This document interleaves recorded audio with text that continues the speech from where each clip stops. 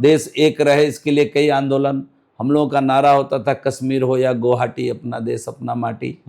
ये आज नरेंद्र मोदी की सरकार के कारण, देश में एनडीए सरकार, राज्य में एनडीए सरकार के कारण, अगर आज सभी योजना मेट्रो समेत सभी योजना केवल नगर विकास आवास का देखेंगे तो 1 लाख करोड़ के आसपास का काम इस समय बिहार के अंदर हो रहा है। ये आप भूल रहे हैं, ये वही कांग्रेस है जो देश को बांटने का काम मुस्लिम लीग के साथ मिलकर किया था।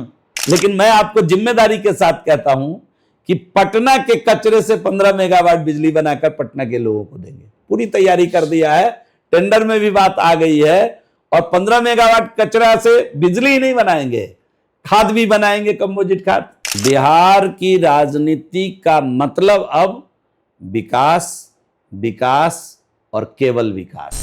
नमस्कार, जय श्री राम। मैं अभिषेक तिवारी। आज हमारे साथ बहुत स्पेशल गेस्ट हैं, जाले से विधायक और मंत्री अर्बन डेवलपमेंट में बिहार सरकार में, माननीय जीवेश मिश्रा सर। प्रणाम जी, नमस्कार सर। बीजेपी की विचारधारा से आप कैसे जुड़े, कब से जुड़े, और एक नेता के तौर पर आपने बीजेपी को ही क्यों चुना सर? देखिए, हमारे पिताजी राष्ट्रीय स्वयंसेवक संघ से जुड़े हुए थे। हमारा जो गांव था उसके बगल में एक छोटा सा शहर या छोटा कस्बा कह लीजिए, शहरीय कस्बा, वो संघ की दृष्टि से जिला होता था और वहाँ के संघ चालक होते थे। तो पिताजी संघ से जुड़े हुए थे, तो बचपन से ही हमारे घर में जितने भी लोग हैं सब प्रशिक्षित स्वयंसेवक हैं।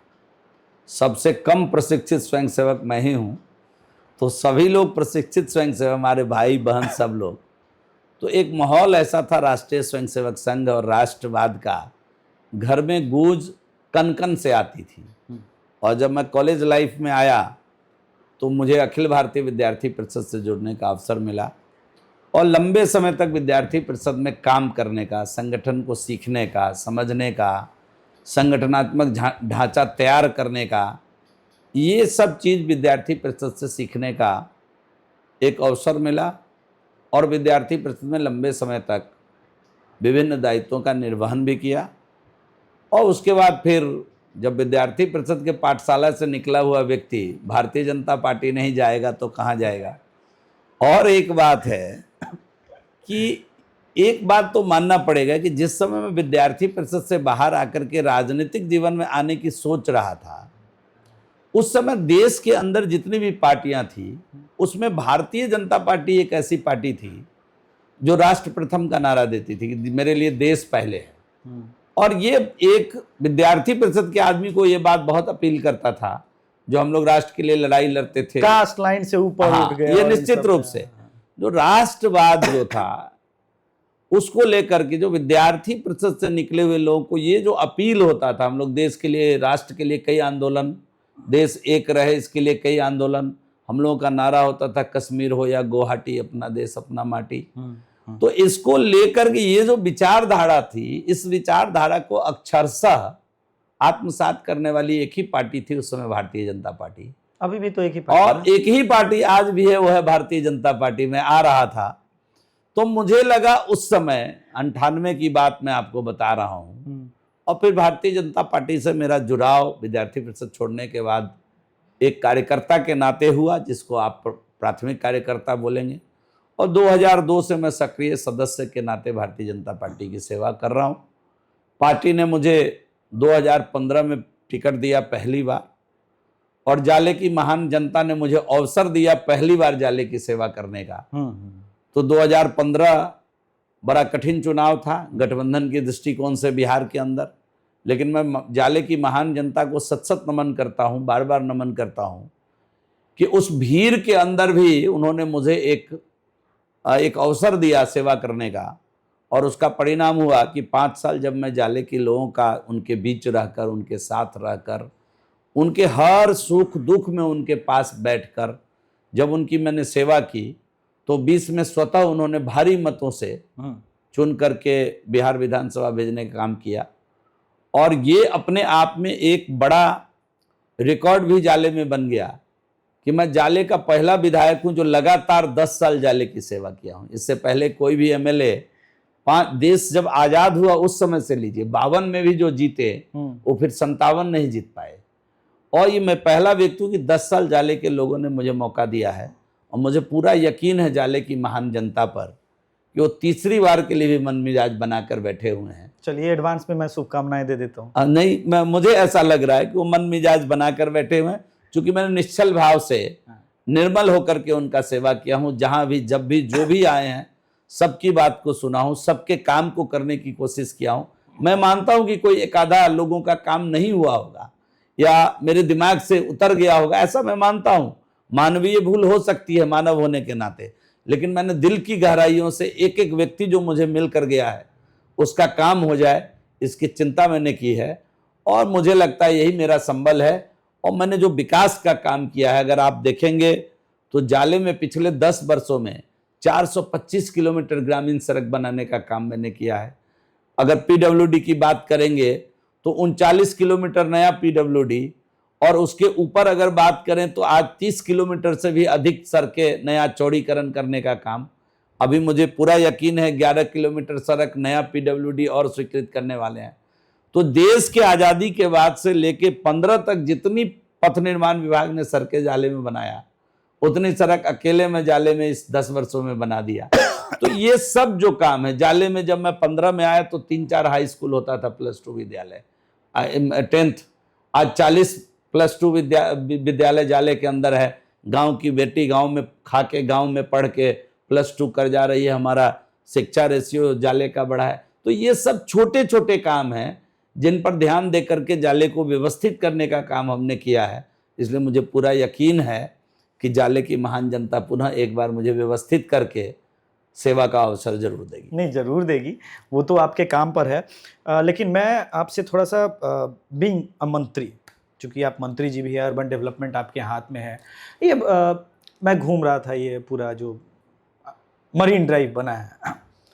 देखिए, हम पलायन करने वाले लोग हैं जो 2002 में उस राज्य में हम पलायन करने को विवश हुए, अच्छे स्कूल कॉलेज नहीं थे। तो मैं थोड़ा ब्लंट अंदाज में आपसे एक क्वेश्चन पूछना चाहता हूँ।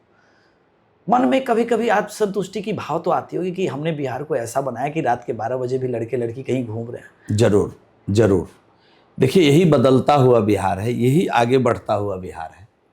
कुछ लोग इस बात को समझ नहीं पा रहे, नज़रअंदाज करते हैं। प्रतिपक्ष के साथी हैं, स्वाभाविक है, वो कहेंगे तो क्या कहेंगे।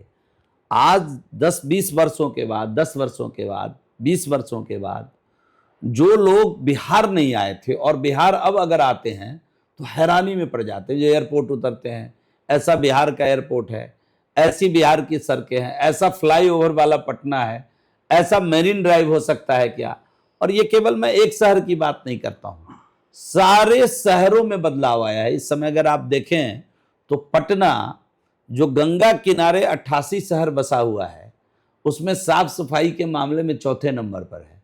हमने नारा दिया चकाचक पटना का, हमने काम किया उस पर कि ये केवल नारे में ये बात खो न जाए, इसलिए हम लोगों ने मिलकर काम किया इस पर। और जो चकाचक पटना का नारा दिया, आज उसका परिणाम है कि हमने उस पर काम किया और पटना गंगा किनारे के शहर में आज चौथे नंबर पर है पूरे देश के अंदर। और पूरे देश में जितनी शहरें हैं उसमें 21वें नंबर पर साफ सफाई में, जिसको अगली बार और हमको इम्प्रूव करना है। हम लोग अभी प्लानिंग बनाकर उस पर काम कर रहे हैं। और मुझे प्रसन्नता है एक बात बताते हुए कि नगर विकास आवास के कठिन परिश्रम से इस बार पटना शहर को मिनिस्ट्रियल अवार्ड से भारत सरकार ने नवाजा है। तो ये सब काम हम लोग इत्मीनान से और बहुत तेजी के साथ माननीय मुख्यमंत्री जी के नेतृत्व में हर दिन हर पल करते जा रहे हैं। निश्चित रूप से जिसके कारण आज बदला हुआ पटना आपको दिखता है, ये विकसित पटना आपको दिख रहा है, ये आगे बढ़ता हुआ बिहार दिख रहा है। और ऊपर से अगर देखें तो जब से केंद्र में मोदी जी की सरकार बनी है, हम कई बार कहते हैं डबल इंजन की सरकार, तो लोग विपक्ष के साथी इसको मजाक के तौर पर लेते हैं, लेकिन ये सच है। मैं एकदम एक डेटा और आंकड़ों के साथ आपसे बात करूंगा कि आज नरेंद्र मोदी की सरकार के कारण देश में एनडीए सरकार, राज्य में एनडीए सरकार के कारण अगर आज सभी योजना मेट्रो समेत सभी योजना केवल नगर विकास आवास का देखेंगे तो 1 लाख करोड़ के आसपास का काम इस समय बिहार के अंदर हो रहा है। ये आपके मंत्रालय में हुआ? 22 से अधिक शहरों में योजना स्वीकृत है, काम प्रारंभ है।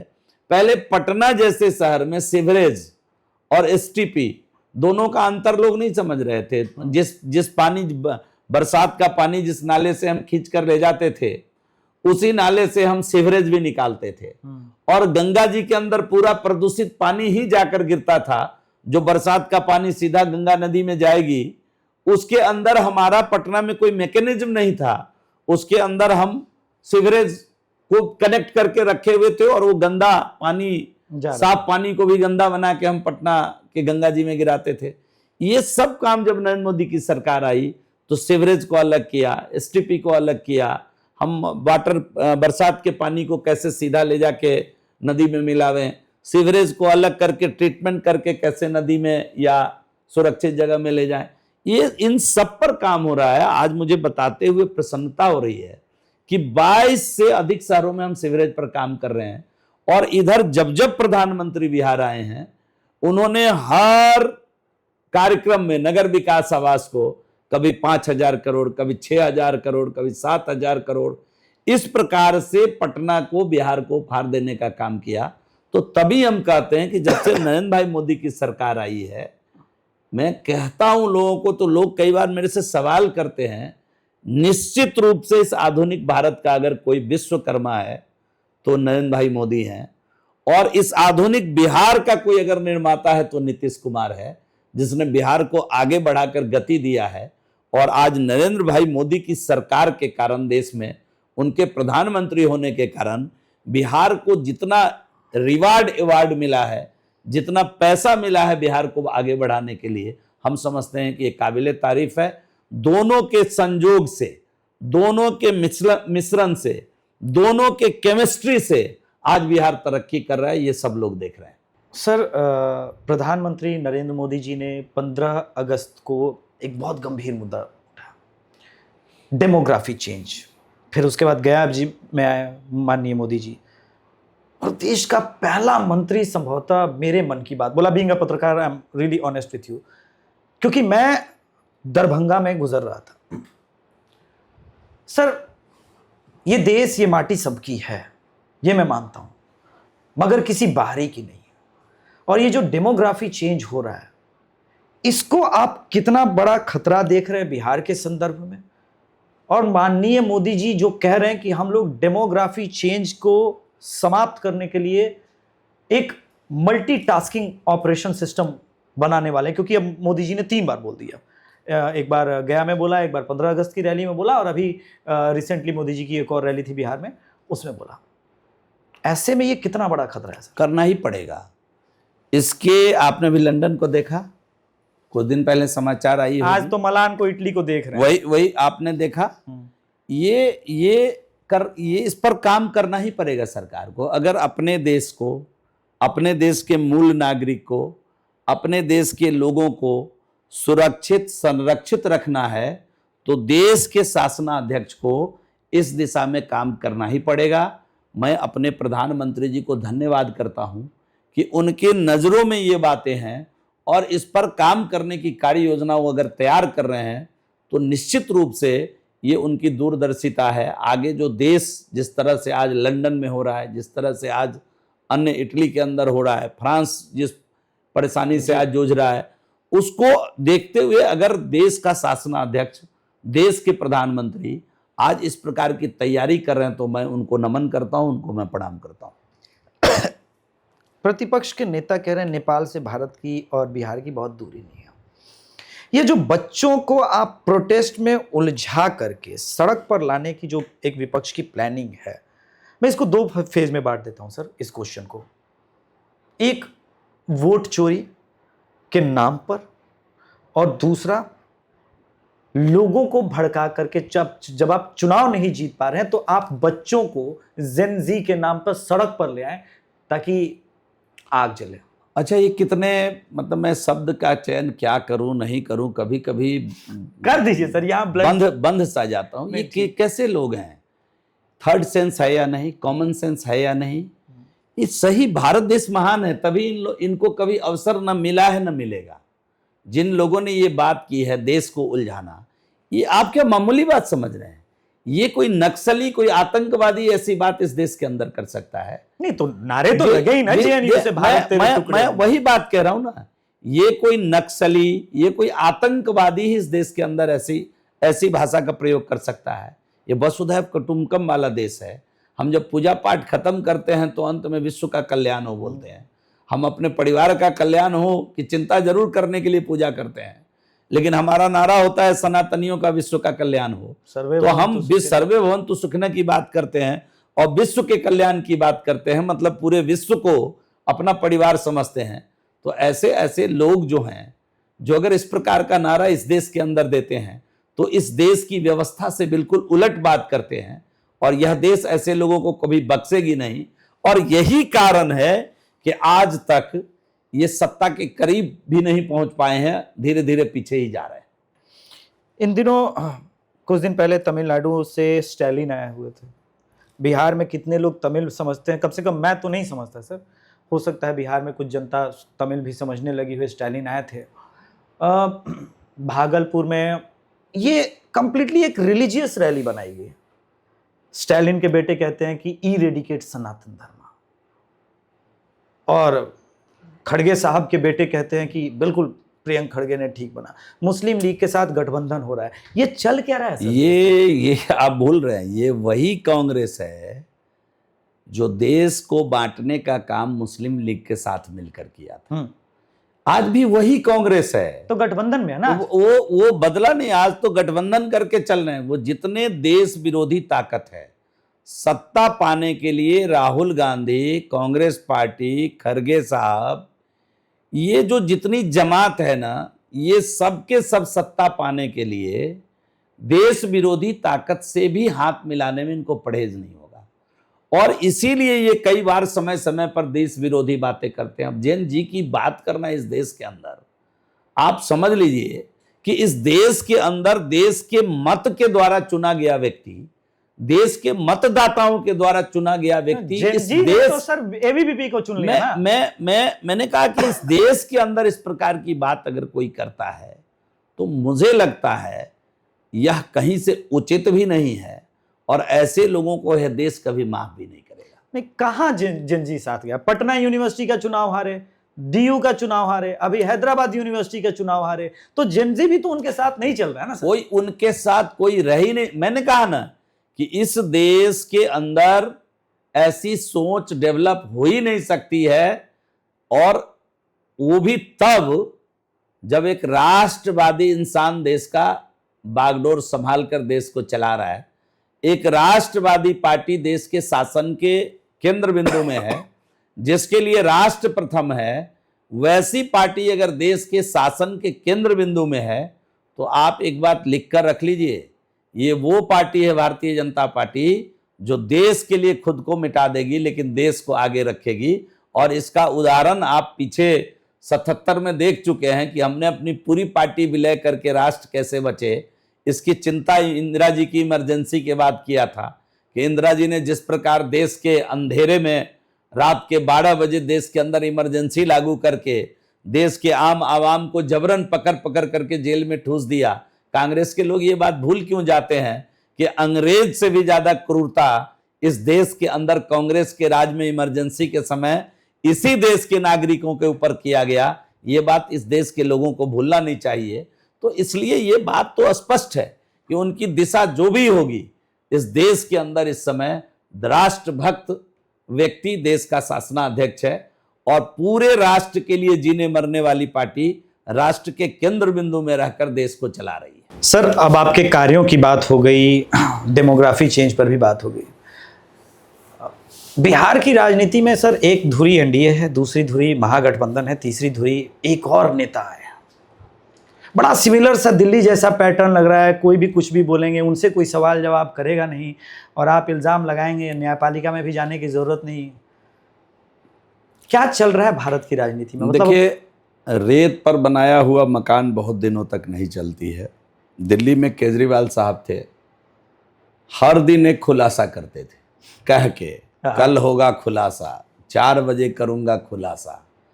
और उन्होंने जितनी खुलासा की, बाद में सारे खुलासे मतलब वो छुड़छुड़ी हो गई, फुसफुसा गया, जो हम लोग बिहारी हाँ। भाषा में कहते हैं, जिसका कोई मतलब नहीं निकला।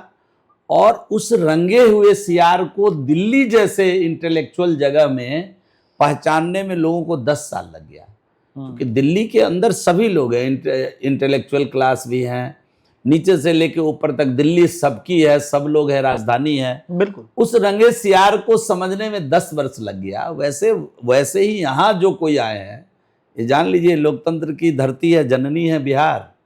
यहाँ रंगे सियार को लोग समझ लिया है बहुत जल्दी। और आप रिजल्ट आने दीजिए, उसके बाद कहीं दिखेंगे भी नहीं, कहीं टिकेंगे भी नहीं। और आप शायद जिनकी चर्चा कर रही है वो हिम्मत भी नहीं जुटा पाएंगे खुद चुनाव लड़ने का। मैं चुनौती दे के आपके चैनल पर कह रहा हूं कि वो हिम्मत खुद चुनाव लड़ने का इस बिहार में नहीं जुटा पाएंगे। ये लिख कर रख लीजिए आप, मैं आज जिम्मेदारी के साथ ये बात कह रहा हूं आपके चैनल पर। तो ये इन सब लोगों को, ये बिहार बहुत लोकतंत्र की जननी है, हर विषय को समझती है और एक एक चीज को अच्छे से समझ रही है। कई बार लोग गलतफहमी में आ जाते हैं, किराए के लोग जुटाकर जो भीड़ बनाते हैं, समझते हैं ये सब मेरे हैं, और जब वो लौटकर घर आते हैं तो वहां कोई मिलते नहीं उनके। नहीं, रैली पे तो हम जाते हैं तो मिलते नहीं उनके। तो मैं यही बात कह रहा हूं कि जिस प्रकार याद करिए वो दौर केजरीवाल साहब का, कि हर दिन एक नया खुलासा करते हाँ, थे। खुलासा बहुत हुआ और दूसरों पर आरोप प्रत्यारोप लगाकर कितनी बार कोर्ट में जाकर माफी मांगकर वो आए होंगे।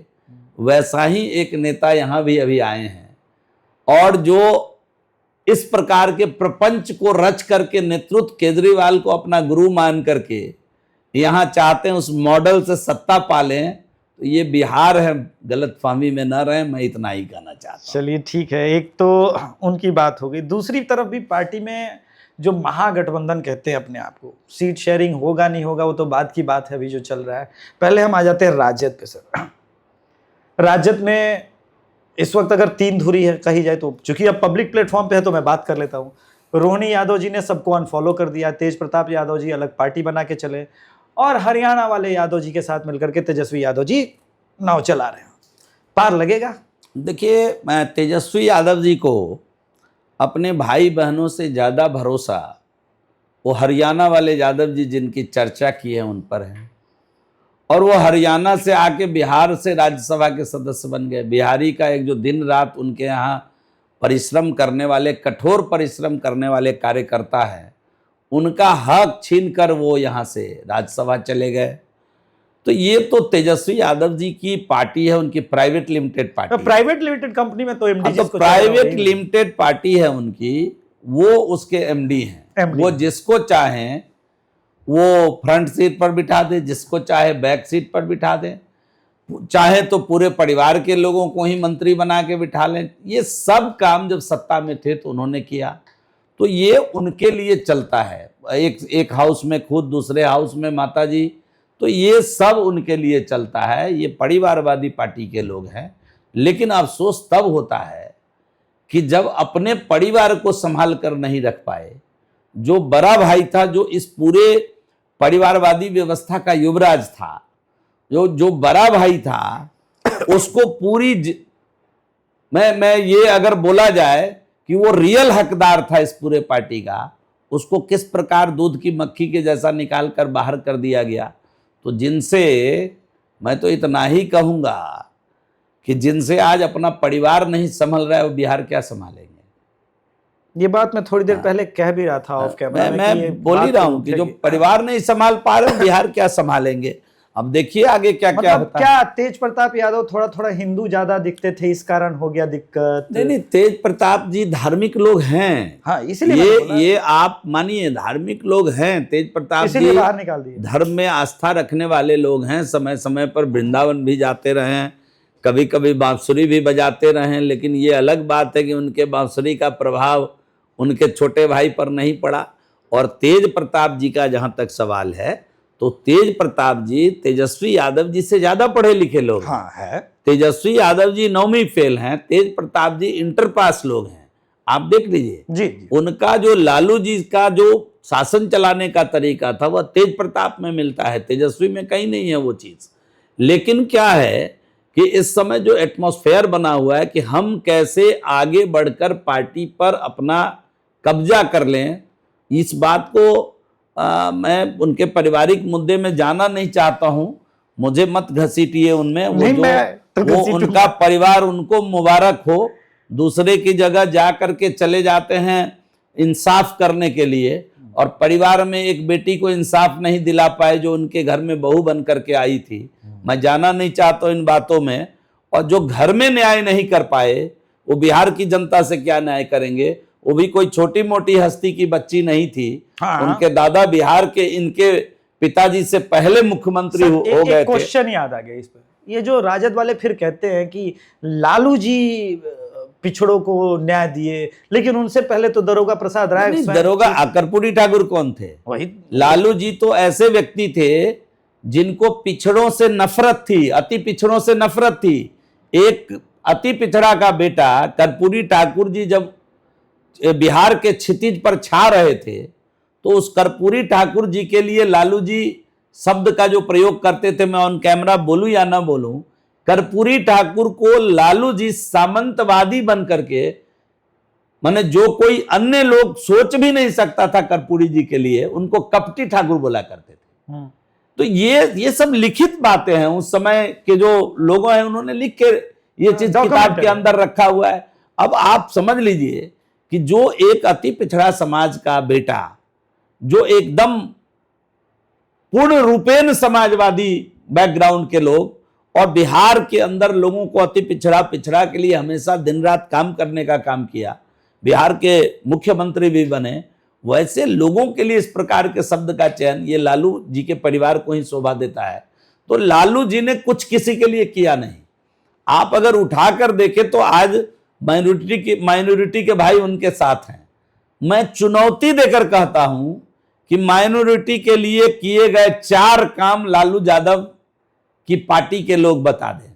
15 वर्षों में माइनॉरिटी के फेवर में कोई 4 काम किया गया हो, 4 छोड़ दिए, 2 बड़ा काम बता दें कि उनके फेवर में किया गया हो, जिनसे उनके जीवन में बदलाव आ गया हो। एक काम नहीं उन लोगों ने किया माइनॉरिटी के फेवर में।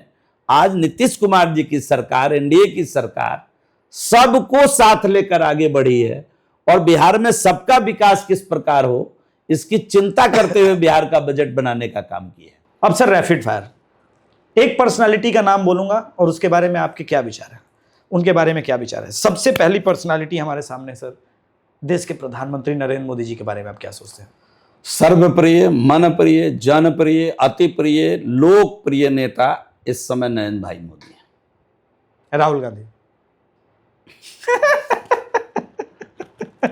नेता है ही नहीं, पार्टी बॉय, पोस्टर बॉय, नेता है ही नहीं। अच्छा, कॉर्पोरेट कल्चर में पले जिए हुए लोग हैं, नेता है ही नहीं, न नेतृत्व क्षमता है, न नेता है। वो जिसके पास नेतृत्व क्षमता नहीं है उसको नेता कहा ही नहीं जा सकता है।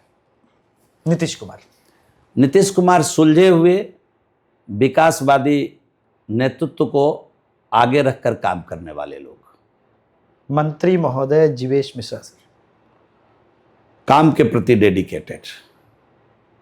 एक क्वेश्चन ऐड कर लेता हूं इसमें सर, पूछना भूल गया था। इस बार अगर आप चुनाव जीतते हैं और मंत्री पुनः बनते हैं, अगले 5 साल का आपका विजन क्या होगा सर? मैंने कहा ना, विजन मेरे पास कौन सा विभाग आता है, अच्छा। ये तो विभाग स्पष्ट कर दीजिएगा तो मैं विजन बताऊंगा। नहीं, इसी विभाग में लेकिन मैं ये स्पष्ट कर रहा हूं कि बहुत लंबी प्लानिंग के साथ इस विभाग के अंदर जो मास्टर प्लान बनाया हूं, पटना को एनसीआर में तब्दील करना तमाम सुविधाओं के साथ, और उसका मास्टर प्लान भी 30 तक का मैंने तैयार कर दिया है। ये बिना सोचे हुए कि कल कौन आएगा, क्या होगा, मैं आऊँगा कि दूसरे को पार्टी विभाग देगी, मैं उन चीज़ों में नहीं। भारतीय जनता पार्टी के कोई लोग नहीं जाते। मंत्री मेरे लिए दायित्व है, कोई पद नहीं है, ध्यान रखिएगा। और जो भी जिम्मेदारी मिली है ईमानदारी के साथ उस पर काम कर रहा हूँ। और आपको मैं बड़ी जिम्मेदारी के साथ एक बात कह रहा हूँ कि जो मैंने प्लान किया है कि जो शहर की गैदरिंग है, जो सीवरेज है, आज बसे हुए बसावट में जाकर आप ठीक तरीके से उसको बना कर लाएंगे, तो जब तक आप उसको बनाएंगे तब तक वहाँ के लोगों को तकलीफ होगी, तकलीफ देते रहेंगे। तो मैंने निर्णय लिया है अभी अपने माननीय मुख्यमंत्री जी और उप मुख्यमंत्री जी के नेतृत्व में कि बिहार के 9 प्रमंडल सिटी के पैरेलल हम सैटेलाइट सिटी बनाएंगे, और इसकी तैयारी मैंने शुरू कर दी। आप 5 साल आगे की बात कर रहे हैं ना, मैं तो अभी इस काम को करने के लिए सरकार को लैंड पूलिंग पॉलिसी की आवश्यकता थी।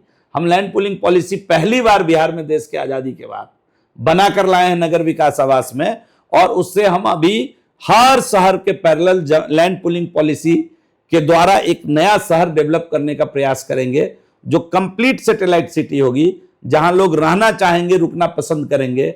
इस पर मुकम्मल तैयारी करके आगे 5 साल की हमने योजना बना के 9 शहर को अभी हमने प्रायोरिटी में लिया है, और आने वाले दिनों में जितना हमारा डिस्ट्रिक्ट टाउन है सब पे हम जाकर शहर के पैरेलल शहर बनाएंगे, एक बिल्कुल नया शहर, स्वच्छ शहर, साफ सुथरा शहर, और इस पर काम भी कर रहे हैं। साथ ही साथ जितना हमारा अभी जो हमारा नगर विकास आवास का अपना जमीन है बोर्ड का, उस सब में नए मॉडल का हाउसिंग कॉन्सेप्ट ला रहे हैं, गुड़गांव और नोएडा स्टाइल का। वो बहुत जल्द उस पर काम करने जा रहे हैं, हम बड़ी कंपनी के साथ उसमें साझा भी कर रहे हैं। तो ये सब काम कर रहे हैं।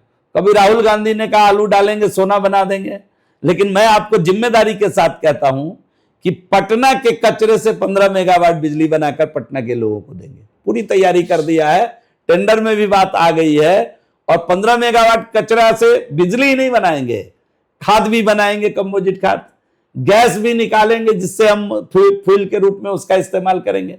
तो ये सब काम कचरे से करने जा रहे हैं और तैयारी के साथ करने जा रहे हैं, और इस मॉडल को राज्य के अन्य जगह में भी आने वाले दिनों में हम अप्लाई करने वाले हैं।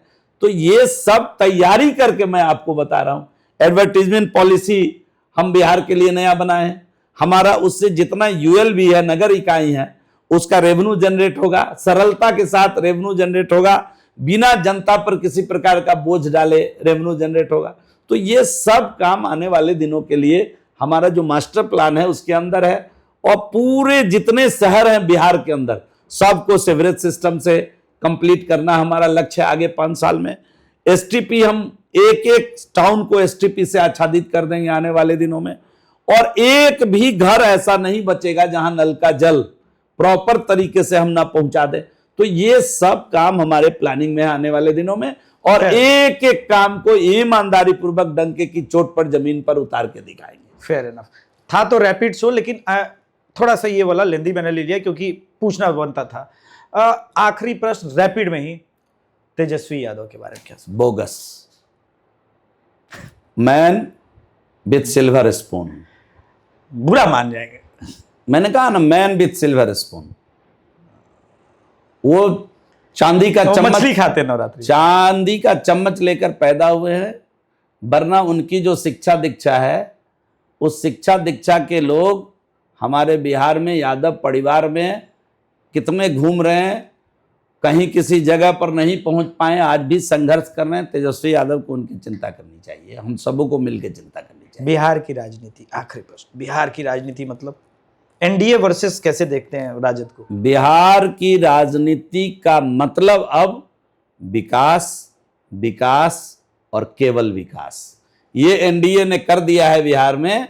इसलिए अब आने वाले दिनों में बिहार की राजनीति अब जातीय उलझन से बाहर निकलकर अब डेवलपमेंट डेवलपमेंट डेवलपमेंट पर आ गई है। ये एक सुखद काम एनडीए की सरकार ने बिहार के अंदर पैदा कर दिया है, इसलिए मैं एनडीए सरकार को धन्यवाद देना चाहता हूं। बहुत बहुत धन्यवाद Jeevesh sir, thank you so much. नमस्कार, आपने आपको शो में भी इतने डिटेल से बताया। दर्शकों, ये थे हमारे साथ मंत्री जी जीवेश मिश्रा सर। अगर हम इनको छोड़ेंगे नहीं, जाले विधानसभा में वॉक व्हेन यू टॉक, इस शो को हम करेंगे जब चुनाव का समय होगा और मंत्री जी चुनाव प्रचार में होंगे, तब हम एक्चुअल में जाले में विकास क्या हुआ है, हमारी टीम आपको ग्राउंड जीरो पर जाकर के पहले वो दिखाएगी और फिर सवाल जवाब होंगे। धन्यवाद, जय श्री राम, हर हर महादेव।